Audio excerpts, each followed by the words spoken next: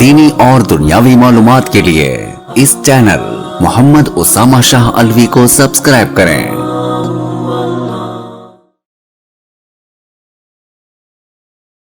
نحمده ونصلي ونسلم على رسوله الكريم اما بعد فاعوذ باللہ من الشیطان الرجیم بسم اللہ الرحمن الرحیم وأحل اللہ البیع وحرم الربا صدق اللہ العظیم۔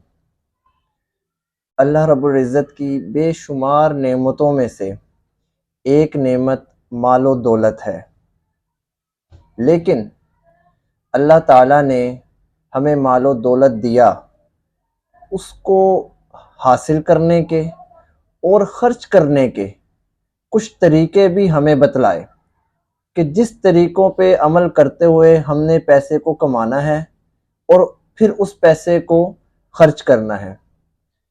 بے شک مال نعمتوں میں سے ایک نعمت ہے، لیکن وہیں پیارے نبی اکرم صلی اللہ علیہ وسلم نے اسی مال کو کسی جگہ فتنہ کہا، کسی جگہ دھوکے بازی کہی، تو اس کا یہ مطلب نہیں ہے کہ آپ اس مال سے بیزاری اختیار کر لیں اور اس کو کمانا ہی چھوڑ دیں، نہیں، بلکہ جو انسان حلال طریقے سے اللہ تعالیٰ کے دیے ہوئے راستوں پہ عمل کرتے ہوئے مال کمائے گا، اللہ تعالیٰ کہتے ہیں پھر اس مال سے وہ اپنے بیوی بچوں کا، والدین کا پیٹ بھرے گا، تو یہ بھی دین ہے اور اللہ تعالیٰ اس کو اس پہ بھی نیکی دیں گے۔ معاشرے کے اندر بہت زیادہ گناہ جو ہیں وہ پنپتے ہیں، لیکن انہی گناہوں میں سے ایک گناہ جو بڑا ہی سنگین ہے اور اس گناہ کے ساتھ جو اللہ تعالیٰ نے الفاظ بیان کیے ہیں وہ کسی گناہ کے ساتھ نہیں کیے۔ وہ کون سا گناہ ہے؟ وہ گناہ ہے ربا کا، سود کا۔ وہ سود کا گناہ ہے۔ سود کسے کہتے ہیں؟ سود کے لغوی معنی، اصطلاحی معنی کیا ہے؟ سود کے لغوی معنی ہے بڑھوتری، زیادتی، اور اصطلاحی معنی ہے کہ ایک آدمی دوسرے آدمی کو کسی شرط پر، شرط کیا ہے کہ آپ مجھ سے 100 روپیہ ادھارے لے رہے ہیں، ایک مہینے بعد آج کی تاریخ میں میں نے آپ سے 110 روپیہ ادھارا لینا ہے، جو یہ ادھار ہے یہ واپس لینا ہے۔ اس شرط کے ساتھ اگر ایک آدمی دوسرے آدمی کو پیسے دے گا تو یہ سود کہلائے گا۔ اچھا، سود حرام ہونے کی دلیل کیا ہے؟ یہ کیا مولویوں کی باتیں ہیں یا اس کا کوئی اللہ تعالیٰ نے قرآن پاک کے اندر یا پیارے نبی کی احادیث میں اس کا کوئی ثبوت بھی ملتا ہے؟ تو میرے بھائیوں، قرآن پاک میں بھی اور بے شمار احادیث کے اندر بھی اس کا ثبوت ملتا ہے کہ یہ حرام ہے۔ ابھی جو میں نے شروع میں آیت جو ہے تلاوت کی ہے قرآن پاک کی کہ وَأَحَلَّ اللَّهُ الْبَيْعَ وَحَرَّمَ الرِّبَا، اللہ رب العزت فرماتے ہیں کہ میں نے بیع کو حلال کیا ہے، وحرم الربا، اور میں نے سود کو، ربا کو حرام قرار دیا ہے۔ صحیح ہے۔ اسی طرح ایک جگہ اللہ رب العزت قرآن پاک کے اندر فرماتے ہیں وَيَمْحَقُ اللَّهُ الرِّبَا وَيُرْبِي الصَّدَقَاتِ، کہ جو ہیں سود جو ہے اس کو جو ہے اللہ رب العزت ختم کرتے ہیں، اور وَيُرْبِي الصَّدَقَاتِ، اور صدقات کو اللہ رب العزت بڑھاتے ہیں۔ جب یہ حکم نازل ہوا تو اس وقت کچھ صحابہ اکرام کے معاملات تھے جو سود کے ساتھ متعلق تھے، وہ لین دین کرتے تھے، کیونکہ اس کے اندر کوئی قباحت نہیں تھی، اس وقت سود کی حرمت کے اوپر اللہ تعالیٰ کی طرف سے کوئی بھی آیات نازل نہیں ہوئی تھی۔ جب آیات نازل ہوئی پھر اللہ رب العزت نے ایک اور حکم فرمایا، اور وہ کیا حکم تھا کہ اللہ رب العزت نے فرمایا وَذَرُوا مَا بَقِيَ مِنَ الرِّبَا إِن كُنتُم مُؤْمِنِينَ، کہ جو کچھ بھی کسی کے پاس سود کا بقایا جات ہے وہ اس کو چھوڑ دے۔ کسی نے کسی سے سود لینا ہے، کسی نے کسی کو سود دینا ہے، تو وہ اس سود کو چھوڑ دے۔ ان کنتم مؤمنین، اگر تم مؤمنین میں سے ہو۔ یہ کتنی بڑی بات اللہ رب العزت نے کہہ دی کہ سود کو وہ آدمی لین دین چھوڑ دے اگر تم مؤمنین میں سے ہو۔ اگر آج کی دنیا کے اندر بھی کوئی انسان، مرد عورت، سودی کام کے ساتھ لین دین کر رہا ہے، آج بھی سود لے رہا ہے، سود دے رہا ہے، یا سودی معاملات پہ گواہ بن رہا ہے، تو وہ یاد رکھ لے کہ وہ ان کنتم مؤمنین سے خارج ہو چکے، وہ ایمان والا نہیں ہو سکتا۔ آج ہمارا معاشرہ، ہمارا ملک، ایک آئے دن ہم خبر سنتے ہیں کہ پاکستان ڈیفالٹ کے دہانے پہ پہنچ گیا، پاکستان دیوالیہ ہونے کے دہانے پہ پہنچ گیا۔ وہ کیوں دہانے پہ پہنچا ہے؟ پیارے نبی اکرم صلی اللہ علیہ وسلم کی حدیث ہے، قرآن پاک کے اندر بھی آتا ہے کہ سود جو ہے، جو میں نے آپ کو پہلے بھی کہا تھا کہ ایک ایسے الفاظ کے ساتھ اس کو تعبیر کیا گیا ہے جو کسی اور بھی گناہ کے ساتھ نہیں، زنا ہے، شرک ہے، کبھی بھی اس کے ساتھ اللہ رب العزت نے نہیں فرمایا کہ جو انسان زنا کرے گا، جو انسان شرک کرے گا، یا جو انسان زنا کرے گا، جو انسان شراب پیے گا، وہ آدمی سے اللہ اور اللہ کے رسول کی جنگ ہوگی۔ شرک جو ہے وہ نہیں ہے اس کے اندر، زنا اور شراب۔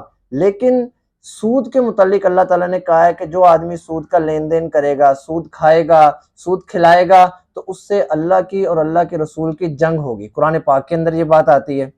اب بات یہ ہے کہ ہمارا ملک ہے، ہم اس کے اندر روز بروز، دن بدن ہمارے جو اس ملک کی شرح سود ہے وہ بڑھتی ہی جا رہی ہے۔ ہم کس طرح شرح سود کو بڑھا کے اللہ اور اللہ کے رسول کو ناراض کر کے ان کی جنگ اپنے اوپر جو ہے نا مول لے کے ہم اس ملک کو جو ہے نا وہ نکال کے اور بہت اچھے طریقے سے چلا سکتے ہیں، تو ایسا کبھی بھی نہیں ہوگا۔